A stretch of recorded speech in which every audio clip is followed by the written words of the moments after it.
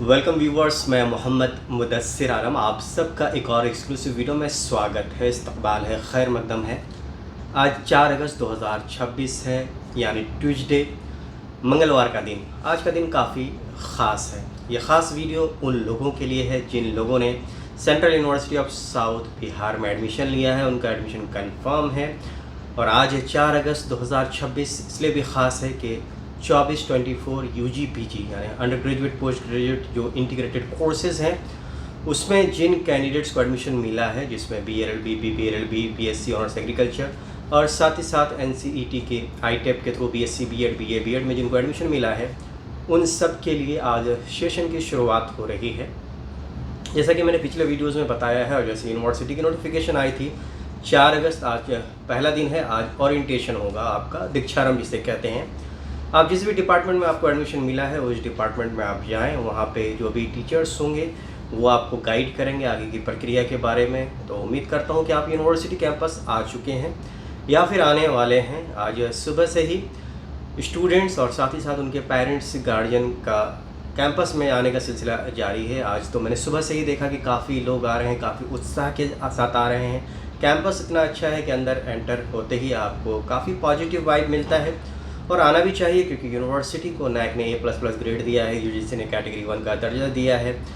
एक नई यूनिवर्सिटी होने के बावजूद जो इंफ्रास्ट्रक्चर है, 300 एकड़ का कैंपस है, वो काफ़ी खूबसूरत है और कुछ लोगों को हॉस्टल भी मिला है। जैसे कि हॉस्टल की भी पहली लिस्ट रात में आई थी और मैंने आपके साथ शेयर किया UG PG वालों के लिए। और जैसा कि मैंने पहले भी कहा था कि बहुत कम ही लोगों को हॉस्टल मिलेगा, तो हॉस्टल में करीब बॉयज़ को करीब 130 के आसपास बॉयज़ को हॉस्टल में सीट मिली है। वहीं गर्ल्स की भी संख्या इसी तरह से 130 से 40 के बीच में है। अब जिन लोगों का हॉस्टल अलॉटमेंट लिस्ट में नाम आया है, उन्हें आज से आप SBI कलर के थ्रू पेमेंट कर सकते हैं। जो पेमेंट करना है आपको 16,000 रुपये, और पेमेंट करके उसकी रिसीट, उसकी रसीद प्रिंट आउट लेकर और साथ ही साथ जो डॉक्यूमेंट्स हैं उन डॉक्यूमेंट्स को भर कर आपको जो भी हॉस्टल मिला है उस हॉस्टल के ऑफिस में जाइए। आपको आज शाम 5 बजे तक, अभी से लेकर शाम 5 बजे तक अलॉटमेंट मिल जाएगा। तो आप देर ना करें, आप अलॉटमेंट करवा लें। आज ओरिएंटेशन भी है, ओरिएंटेशन भी अटेंड करें और बीच में हॉस्टल अलॉटमेंट का भी काम करवा लें। अब जिन लोगों को हॉस्टल नहीं मिला है उनके लिए तो समस्या है, और मैंने बार बार बोला है कि यूनिवर्सिटी के पास लिमिटेड एकोमोडेशन है। सारे लोगों को यूनिवर्सिटी हॉस्टल नहीं दे सकती है। तो ऐसे लोग जिनका नाम हॉस्टल अलॉटमेंट लिस्ट में नहीं आया है, एक तो ये प्रोविज़न होता है कि सेकेंड हॉस्टल अलॉटमेंट लिस्ट भी आएगी यूनिवर्सिटी की, 1 हफ्ते के अंदर आ सकती है। क्योंकि जिन लोगों का नाम फर्स्ट अलॉटमेंट लिस्ट में आया है उन्हें फ़ी सबमिशन की डेट दी गई है 7 अगस्त तक। तो 7 अगस्त तक कुछ लोग अगर फ़ी पेमेंट नहीं करते हैं तो 8 अगस्त और उसके बाद फिर से सेकेंड राउंड के हॉस्टल अलॉटमेंट की प्रक्रिया शुरू होगी। तो तब तक आप क्या करेंगे? अगर आप गया या आसपास के इलाके से हैं तो घर से ही आना जाना कीजिए। अगर आप पटना से हैं तो घर से आना जाना कर सकते हैं रोज़ाना, या फिर आप आसपास कोई टेम्परेरी एकोमोडेशन ले सकते हैं। मैंने आपको बार बार बताया है कि यूनिवर्सिटी के गेट के बाहर जैसे ही आप निकलते हैं कुछ गर्ल्स हॉस्टल्स हैं और दाएं बाएं जाएंगे तो आपको बॉयज़ हॉस्टल मिलेंगे।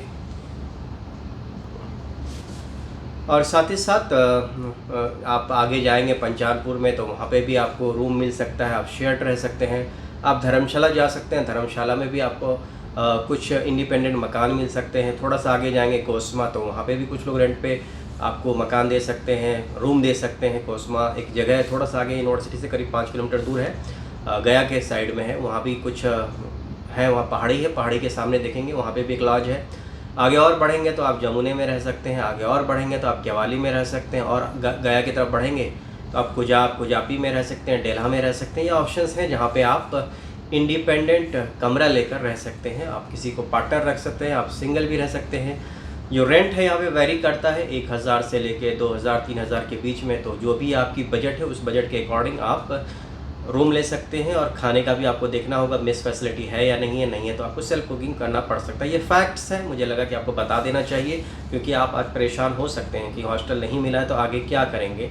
आप जाएं, सिंसियरली बात करें, जो भी ऑनर्स हैं उनसे सारे टर्म्स कंडीशन समझ लीजिए, तभी उनको पैसे दीजिए और रूम की कंडीशन देख लीजिए। तो ये उनके लिए है जिनको हॉस्टल नहीं मिला है। अब एक बात और है कि जिन लोगों का वेटिंग लिस्ट में है, जो लोग वेटिंग लिस्ट में है आपको अभी इंतज़ार करना पड़ेगा जब तक कि नेक्स्ट अपडेटेड लिस्ट ना आ जाए। नेक्स्ट अपडेटेड लिस्ट हो सकता है इस हफ्ते के आखिर में आ जाए या नेक्स्ट मंडे तक आए। तो जैसे ही अपडेटेड लिस्ट में अगर आपका वेटिंग कंफर्म होता है तो आपके चांसेस बनते हैं। जैसा कि आपने फर्स्ट एडमिशन लिस्ट देखा, उसमें से कई कोर्सेज़ में सीटें खाली रह गई हैं। तो ऐसे केस में ऐसा होगा कि फर्दर कट ऑफ डाउन जाएगी अगर रजिस्टर्ड कैंडिडेट्स उस पर्टिकुलर कोर्स में हैं। अगर रजिस्टर्ड कैंडिडेट्स नहीं हैं तो यूनिवर्सिटी फ्रेश रजिस्ट्रेशन शुरू कर सकती है, या फिर स्पॉट एडमिशन हो सकता है। स्पॉट एडमिशन में ऑन द स्पॉट आपको आना होता है और उसके बाद वहीं पर आपके डॉक्यूमेंट्स वेरिफिकेशन होते हैं। जितने लोग रिपोर्ट करेंगे उसकी मेरिट लिस्ट बनेगी, उस मेरिट लिस्ट में अगर आप आएंगे तो आपको एडमिशन का ऑफ़र मिल सकता है। लेकिन ये स्पॉट एडमिशन का टर्म कंडीशन किस में लागू नहीं हो पाएगा, जिसमें बहुत ज़्यादा कैंडिडेट्स वेटिंग लिस्ट में है, जैसे बायोटेक्नोलॉजी में है, लाइफ साइंस में है, काफ़ी लंबी लिस्ट है। जो लोग वेटिंग लिस्ट में है, BLLB BSc BBLLB में नहीं हो पाएगा क्योंकि लंबी वेटिंग लिस्ट है। जिन कोर्सेज़ में नहीं है उनमें हो सकता है स्पॉट एडमिशन हो सकता है, तो ये भी क्लियर है। अब ओरिएंटेशन में क्या होगा, ओरिएंटेशन में मैंने पहले भी बताया है, कुछ नहीं होगा। आप जाइए अपने डिपार्टमेंट में, जिस भी डिपार्टमेंट में आपका एडमिशन हुआ है वहाँ पे जो आपके प्रोफेसर्स हैं वो आपको ओरिएंट करेंगे, आपको बताएंगे, अपने बारे में बताएंगे, डिपार्टमेंट के बारे में बताएंगे, क्या आगे एक्टिविटीज़ होंगी, कैसे क्लासेस होंगी, क्या क्या चीज़ें आपको ध्यान में रखना है। और आपके साथ हो सकता है कि आपको प्रोक्टोरियल बोर्ड वाले भी आपसे मिलें, आपका ओरिएंटेशन आपको दें और आपको बताएं कि डिसिप्लिन मेंटेन रखना है, किसी को पुल्लू नहीं करना है, किसी को परेशान नहीं करना है। यूनिवर्सिटी के जो एक डेकोरम होता है उसको मेंटेन करना है। यूनिवर्सिटी 100% रैगिंग फ्री है, anti ragging campus, anti ragging cell काफ़ी एक्टिव है। किसी भी तरह का कोई भी आपको परेशान करते हैं, कोई आपके सीनियर्स या कोई स्टूडेंट, तो आप एंटी रैगिंग सेल से कांटेक्ट कर सकते हैं। वहीं फर्दर आपको स्पोर्ट्स के बारे में भी बताया जाएगा और स्पोर्ट्स के जो भी इंचार्ज हैं वो आपको बताएंगे। लाइब्रेरी के बारे में भी आपको बताया जाएगा कि लाइब्रेरी फैसिलिटीज़ आप कैसे अवेल कर सकते हैं। साथ ही साथ यहाँ पे कंप्यूटर लैब भी होता है, तो कंप्यूटर लैब में कैसे आप इंटरनेट एक्सेस कर सकते हैं उसके बारे में भी आपको बताया जाएगा। तो ये सारी चीज़ें ओरिएंटेशन में होती हैं। आज और कल तक ओरिएंटेशन चलेगा, तो इस बीच में क्लासेज नहीं होंगे। ऐसा नहीं है कि आपकी आज से ही क्लासेज लगनी शुरू हो जाएंगी। क्लासेज हो सकता है कि आपकी 6-7 तारीख से लगे। और यूनिवर्सिटी 5 डेज़ वर्किंग है, मंडे टू फ्राइडे, सैटरडे को छुट्टी रहती है। तो सुबह 9 से 5 बजे तक क्लासेस का यूजुअल टाइम होता है। इस बीच में लंच ब्रेक होता है 1 घंटे का, 1 से लेकर 2 तक, और उसके बीच में भी कहीं भी क्लासेस के बीच में गैप होती है तो आप लाइब्रेरी जाके पढ़ सकते हैं या अपने क्लास में भी पढ़ सकते हैं। यही सिस्टम होता है।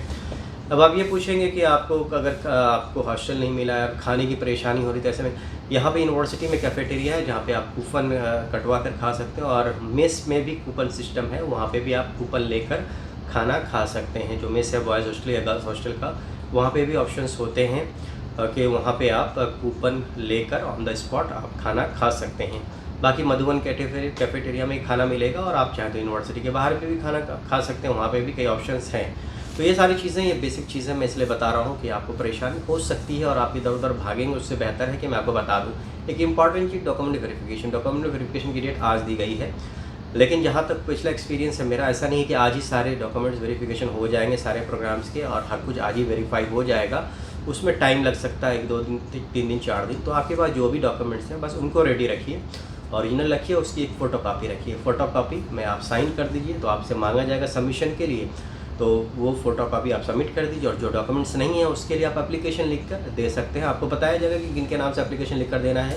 और मैं आपको रिकमेंड करूँगा कि आप कम से कम 31 अक्टूबर 2026 तक का टाइम ले लीजिए डॉक्यूमेंट सबमिट करने का, क्योंकि इतना जो ये ड्यूरेशन है, ये डेट है, यूनिवर्सिटी ने ही दिया है last date of document submission. तो आप इसका फ़ायदा ले सकते हैं। अगर आपको टाइम लग रहा है डॉक्यूमेंट्स को इशू करवाने में, तो इस बीच में आप डॉक्यूमेंट्स इशू करवा सकते हैं। जो भी कंसर्न डिपार्टमेंट है, चाहे आपकी कास्ट सर्टिफिकेट हो या फिर माइग्रेशन हो, कैरेक्टर सर्टिफिकेट हो, आपकी डिग्री हो, सर्टिफिकेट हो, ये सारी चीज़ें आप इस दरमियान 31 अक्टूबर के पहले आप डॉक्यूमेंट सबमिट कर सकते हैं। ये मैं UG PG BA BEd BSc BEd वालों के लिए कह रहा हूँ। जो PG में जिन लोगों का एडमिशन पहले हो चुका है, जिनका नाम एडमिशन लिस्ट में कंफर्म हो चुका है कल की लिस्ट में, उसके अकॉर्डिंग अब आप क्लासेस आज से ही आपको ज्वाइन करनी थी। अगर आप आज नहीं आए हैं तो कल आ जाइए, जितनी जल्दी हो क्लासेस ज्वाइन कीजिए। फिलहाल तो आपको हॉस्टल मिला नहीं है, तो हॉस्टल के लिए आपको हो सकता है फ्रेश एप्लीकेशन करने को कहा जाए, या फिर आप जाके DHW ऑफिस जो चाणक्य भवन के ग्राउंड फ्लोर में, वहाँ जाके आप इंक्वायरी कर सकते हैं। वहाँ पे आपको गाइड किया जाएगा कि आपके लिए कब से हॉस्टल अलॉटमेंट की प्रक्रिया शुरू होगी। तो ये सारी चीज़ें थी, मुझे लगा था कि वीडियो बनाकर आपको फिर से अपडेट्स दे दूँ, जो अपडेट्स हैं, लेटेस्ट अपडेट्स हैं वो दे दूँ। तो अब जो कट ऑफ फर्दर आएगी UG PG की, हो सकता है इस हफ्ते आ जाए। PG के कुछ प्रोग्राम्स के लिए कट ऑफ आएगी या स्पॉट एडमिशन की नोटिस आएगी। ये सारी चीज़ें इस हफ्ते होंगी। तो आप ऐसे ही मेरे वीडियोज़ में बने रहिए। कोई भी परेशानी हो, कोई भी डाउट हो तो आप नीचे पूछ सकते हैं या मेरे लाइव सेशन में आ सकते हैं। मैं कोशिश करूँगा कि लाइव सेशन में जब भी आऊँ आपके सवालों का जवाब दूँ, ताकि आपको किसी भी तरह की परेशानी Central University of South Bihar में नहीं हो। इस वीडियो में इतना ही, and welcome you all again. आप सबका स्वागत है यूनिवर्सिटी कैंपस में। यूनिवर्सिटी के कैंपस को एंजॉय कीजिए, फील कीजिए। All the best, have a nice day at Central University of South Bihar.